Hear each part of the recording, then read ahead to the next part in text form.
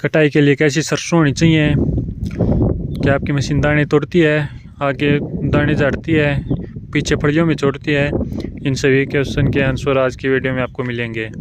आप सभी को नमस्कार, कार ड्रीम चैनल पर आपका स्वागत है। अगर आपने अभी तक वीडियो को लाइक और चैनल को सब्सक्राइब नहीं किया है तो जल्दी से कर लें। ऐसे ही हेल्पफुल कंटेंट हार्वेस्टर से संबंधित आपको अपने चैनल पर मिलते रहेंगे। तो जैसे कि आपको पता है, हार्वेस्टर के रिव्यू की खेत में चलती हुई कि सभी प्रकार की वीडियो अपने चैनल पर मिलती हैं। तो जैसे कि आपके कमेंट आते हैं इनसे संबंधित, तो उनके ऊपर वीडियो बनाने की जरूर कोशिश करते हैं। तो आजकल जो मेन तौर पर कमेंट आ रहे हैं वो सरसों की कटाई से लेकर आ रहे हैं कि सरसों के लिए किस प्रकार से इसको सेट करें, कौन सा थ्रेसर डालें, किस प्रकार से और क्या क्या सेटिंग करें। तो इन सभी के जवाब आज की वीडियो में हम देने वाले हैं। तो वीडियो कुछ लंबी हो सकती है, इसलिए आप वीडियो स्किप न करें। सही पॉइंट आज इस वीडियो में काम के होने वाले हैं, कोई भी ज़्यादा एक्स्ट्रा बात नहीं बताएंगे। तो जैसे कि अभी तक काफ़ी जगह देखा गया है, काफ़ी जगह तो अभी भी सरसों हाथ से कटती है, हार्वेस्टर नहीं निकलती है। क्योंकि पहले सरसों सबसे पहली बात है, जो मेन बात है, वो अपनी जिन किसान भाइयों के पास हार्वेस्टर उनके लिए भी, और जिन जो सरसों निकलवाना चाहते हैं उनके लिए भी। तो जो मेन पॉइंट है वो है कि सरसों किस प्रकार की होनी चाहिए कटाई के लिए। हार्वेस्टर की कटाई के लिए बिल्कुल सूखी हुई सरसों होनी चाहिए। तो बिल्कुल सूखी हुई पर किसान भाइयों का भी एक सवाल आ जाता है, जिन्होंने आज तक नहीं निकलवाई है तो सोचते हैं कि भैया जैसे हम काट कर सरसों को ऊपर खींचते हैं तो उसी टाइम भी सरसों नीचे जड़ जाती है, तो मशीनें कटिंग करेगी तो सरसों जड़ेगी सूखी। परंतु आपको एक चीज़ दिखा देता हूँ मैं, इन कटरों में अंतर है कि जो दो कटर हैं इन दोनों में अंतर दिखा देता हूँ। तो जैसे कि इन दोनों के रीलों के इनका पूरा कंपैरिजन वैसे किया है कि कौन कौन सी फसल के लिए कौन सा कटर यूज में होगा।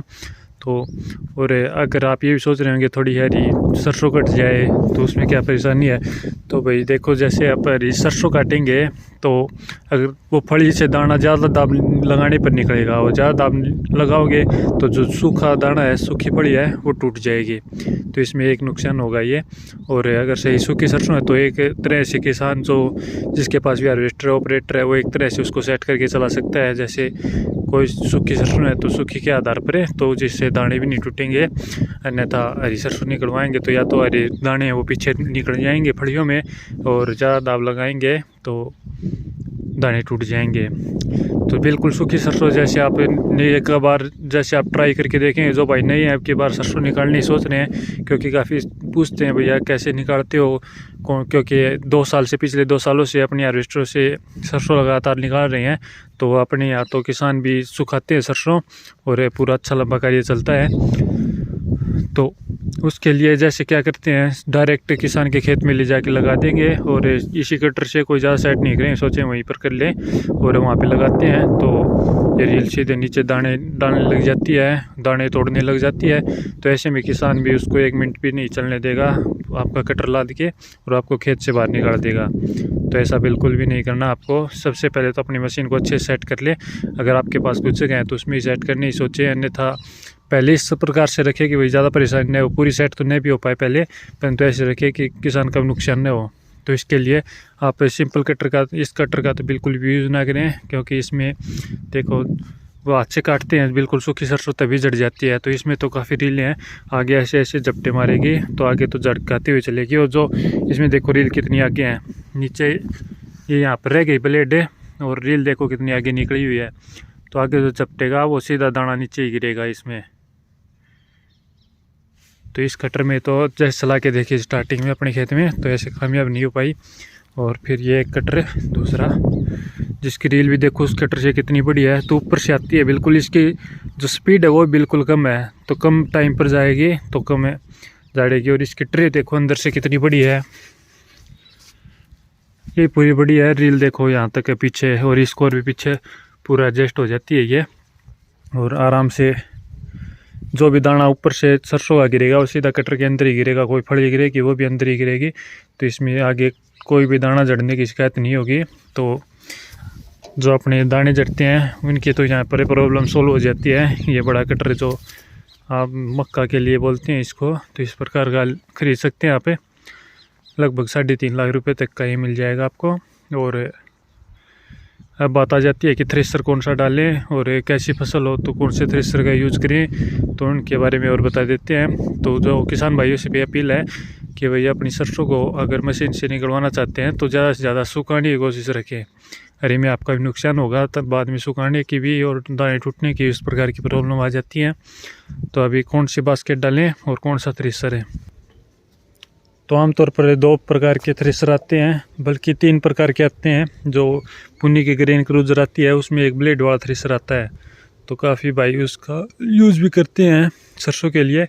तो वो केवल कटी हुई सरसों, बिल्कुल सूखी सरसों होती है, उसमें यूज़ कर सकते हैं, अन्यथा गीली में काम नहीं आए, क्योंकि वो काटने का कार्य करती है। तो जो कोई भी हरी फड़ी है, ये लगा कि चलो उस खड़ी सरसों में कोई ना कोई हरी फड़ी हमें मिल ही जाती है। तो जो खड़ी सरसों है तो उसके मुँह काटेगी और वो फली से दाना नहीं निकलेगा, केवल उसका काटने का काम करेगी, तो वो पीछे निकल जाएगी। क्योंकि दाना जो थोड़ी कुछ नमी वाली रह जाती है उससे भी अपना दबाव से निकलता है वो दाना। तो उसके लिए तो ये अपने दोनों थ्रेसर है, जो धान वाला और गेहूँ वाला। अगर खड़ी सरसों निकालनी है तो यही होंगे। तो बास्केट है और थ्रेसर जो दूसरे हैं अपने धान वाले, वो अभी मशीनों में डले हुए हैं। तो आपको दोनों में बता दूं कि आपके पास कोई ऐसी सरसों है तो कौन सा थ्रेसर डालें। तो जैसे कि अगर पहले कुछ नमी वाली सरसों मिलती हैं हमें स्टार्टिंग में, क्योंकि बिल्कुल सूखने से पहले कुछ नमी और यक्की रह जाती है कहीं कहीं, क्योंकि एक साथ तो सरसों आती नहीं पूरी। तो उसमें अपनी इस थ्रेसर का यूज़ रखें और उसके आधार पर इसका दबाव रखें। थ्रेसर के चक्करों को कम कर लें। इसमें अगर आप चलाते हैं इंजन के चक्कर लगभग 1200 तक रख सकते हैं यहाँ पे, और इसके चक्कर अगर दाने तोड़ रही है तो और कम कर दें। और मशीन की स्पीड कम चलेगी थोड़ी सी इसमें, क्योंकि अगर ज़्यादा माल अंदर जाएगा तो थ्रेसर के चक्कर कम होने के कारण मशीन चौक ज़्यादा होगी। तो इस वजह से इसके चक्कर आप कम रखें ताकि दाने भी नहीं तोड़े। अगर दाने नहीं तोड़ रही, थोड़ी गीली है, अच्छी दाब लगी हुई है, तो थ्रेसर के चक्करों को आप ज़्यादा भी रख सकते हैं जब तक दाने न तोड़ने लगे। और अपनी बास्केट ये सिंपल वाली रह जाती है।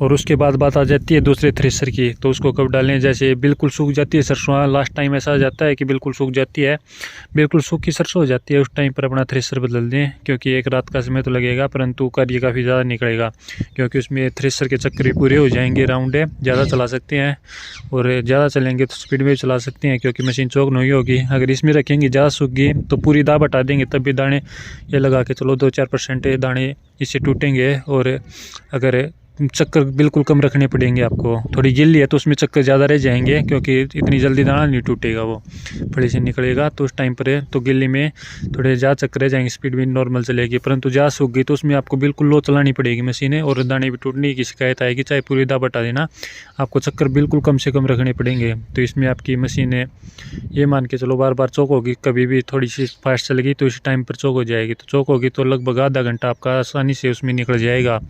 तो आधा घंटा निकल गया, उसको चौक खोलने में फिर चलते करेंगे, फिर ये मान के चलो बिल्कुल कम कार्य निकलता है। तो दूसरा थ्रेसर डाल दोगे बिल्कुल सूखी में, तो पूरे चक्रों में चल जाएगा, और उसके बाद आपका कार्य भी काफ़ी ज़्यादा निकलेगा। एक रात का समय तो आपको ये मान के चलो 7 से 8 घंटे इनको चेंज करने में लगेंगे, और उसके बाद कार्य काफ़ी ज़्यादा निकलेगा, नहीं टूटने की शिकायत आएंगी।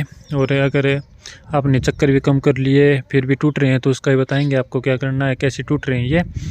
और आपको थ्रेसरों का पता चल गया कब कौन किस प्रकार की में कौन सा थ्रेसर डालना है, कैसी सरसों होगी तब। तो अब बात आ जाती है पीछे शीप की, और एक एस्मा से अपना लगा लें। इसमें किसान का काफ़ी बेनिफिट रहता है कि उसमें को बाद में जुताई करने में कोई परेशानी नहीं, और अच्छी खाद लगे तो बिल्कुल बारीक होकर पड़ेगा, तो वो आसानी से उसको एक बार में जुताई कर सकता है। अगर बड़े रहेंगे तो उसको उसमें जुताई करने में काफ़ी परेशानी होगी। तो एस्मा सिस्टम का खास ध्यान रखें। और उसके बाद शीप आ जाती हैं, तो शीप तो आप यही रख सकते हैं, कोई प्रॉब्लम नहीं आती है, क्योंकि आपको पता है मल्टी क्रॉप हार्वेस्टर आते हैं ये, तो शीप को किसी प्रकार से एडजस्ट रख सकते हैं यहाँ पे। और इसको ये पीछे वाली होती है छोटी, इसको पूरी ऊपर रख लें ताकि ऊंचाई हो जाए कुछ टेपर इस प्रकार से, तो पीछे दाने का खतरा कम हो जाता है। और अगर पीछे दाने मार रहे तो अपनी शीप थोड़ी सी खोल लें, और अगर अपने ऊपर फड़ी जा रही है ज़्यादा तो शीप को थोड़ा बंद कर दें। शीप थोड़ी ये तो हर एक फोरमैन अपने आसानी से इनको एडजस्ट कर लेता है, कोई परेशानी नहीं आती है।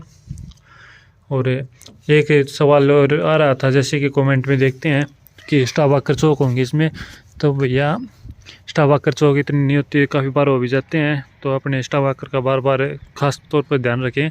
एसएमएस सिस्टम लगा हुआ है, काफ़ी बार एसएमएस भी रुक जाता है, बल्ट उतर गया तो चौक होने पर स्टाफ वाकर टूट जाते हैं, क्रैंक टूट जाती हैं, पूरे दिन का टाइम निकल जाएगा उसके बाद है। तो अपने स्टाफ आकर बार बार चेक करते रहें। अगर 2-4% ये मान के चलो दाने तोड़ रही है मशीनें, तो वो किस प्रकार से टूटते हैं। काफ़ी बार तो डबल थ्रेशिंग के लिए बार बार आते हैं, तो उस टाइम भी ज़्यादातर दाने टूटने लगते हैं। और 2-3% तो ये मान के चलो कितने बर्मी हो जाते हैं हार्वेस्टर में, तो उनमें जाते जाते भी 1-2% ये मान के चलो दाने टूट जाते हैं। तो जो एक तो आपको दिखेंगे काफ़ी, क्योंकि ये मान के चलो एक दाने के 4 टुक हो जाते हैं, तो आपको वो चाहे एक दाने के 4 दिखेंगे कि ये 4 दाने टूटे हुए नहीं, परंतु वो दाना एक ही टूटा होता है। तो इस चीज़ का खास विशेष कर ध्यान रखिए। ये क्या है, जैसे बर्मों से जाता है तो नीचे वाला दाना होता है, काफ़ी बार टूट जाता है। तो ये एक बार यहाँ से गया, फिर ऊपर चढ़ा टैंक में, फिर टैंक से यहाँ से निकलेगा, तो ऐसे में काफ़ी चक्र राउंड हो जाते हैं। तो उसमें कुछ % तो दाने ये मान के चलो टूट जाएंगे, परंतु ज़्यादातर दाने नहीं टूटेंगे। इंजन राउंड का, थ्रेशर राउंड के और बास्केट की सेटिंग का आपको पता ही होगा किस प्रकार से करते हैं। अगर आपको इनके बारे में जानकारी पानी है तो कमेंट कर सकते हैं, अगली वीडियो में बता देंगे कि थ्रेशर अपने इंजन के चक्कर कहाँ से कम होंगे, थ्रेशर की कहाँ से होंगी और बास्केट की कहाँ से होगी। तो ये सभी चीज़ें भी अगली वीडियो में बता देंगे, कमेंट कर देना। और आप में से किस ने अभी तक सरसों की कटाई की और कौन सी मशीन से की है, ये भी कमेंट बॉक्स में ज़रूर बताना। तो अपनी मशीन तो लगभग पिछले 2 से 3 सालों से सरसों में कार्य कर रही है। वो कटर है अपना, वो 3 सीजन हो चुके उसको, तो 3 साल से मान के चलो कि सरसों की कटाई हो रही है, तो अच्छा कार्य मिल जाता है। किसान भी सहयोग देते हैं, सरसों को सुखाते हैं और काफ़ी एरिया में अपनी मशीन चलती है, तो कोई भी इस प्रकार की परेशानी नहीं आती। तो आप ये आसानी से सेट कर सकते हैं। तो ऐसा ना हो कि भाई सेट करने से पहले ऐसे किसान का नुकसान करने लग जाएं, तो ऐसे में आपको भी बेनिफिट नहीं होगा और किसान का नुकसान होगा और आपकी मशीन नहीं चलेगी। तो अपना कुछ ये मान के चलो 2-4 लाख रुपए ऊपर लगा दें मशीन के, और इसको जो मल्टी क्रॉप नहीं है उसको ही मल्टी क्रॉप बना दें, क्योंकि ये मान के चलो निकालने का कार्य तो ये अंदर से होता है वो सभी, तो आगे जड़ने का कार्य न दाने न टूटे, इस प्रकार की इन चीज़ों पर ध्यान कर लें। तो आशा करता हूँ आपको वीडियो अच्छी लगी होगी। अगर वीडियो अच्छी लगी तो एक लाइक का बटन जरूर दबा देना। Thank you.